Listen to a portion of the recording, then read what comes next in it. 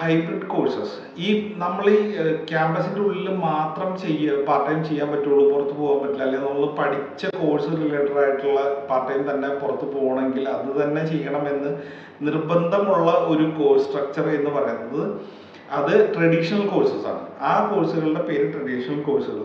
ഇപ്പോൾ കുറെ കൂടെ ഫ്ലെക്സിബിലിറ്റി വരുത്തി പുതിയ കുറെ നിയമമാറ്റങ്ങൾ വന്നിരിക്കുന്ന കുറെ കോഴ്സസ് ഉണ്ട്. അതാണ് ഈ പറഞ്ഞ ഹൈബ്രിഡ് കോഴ്സസ്.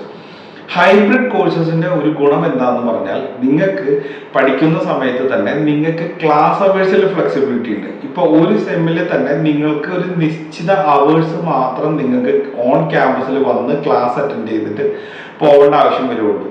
പ്രത്യേകം ശ്രദ്ധിക്കുക, ഹൈബ്രിഡ് ക്ലാസ്സസ് എന്ന് പറഞ്ഞാൽ അല്ലെങ്കിൽ ഹൈബ്രിഡ് കോഴ്സസ് എന്ന് പറഞ്ഞാൽ അത് നോർമൽ റെഗുലർ കോഴ്സ് തന്നെയാണ്. അത് ഡിസ്റ്റൻസ് ലേണിങ്ങോ അല്ലെങ്കിൽ അതൊരു ഗ്യാപ്പ് ലേണിങ്ങോ സിസ്റ്റത്തിലുള്ള ഇതല്ല.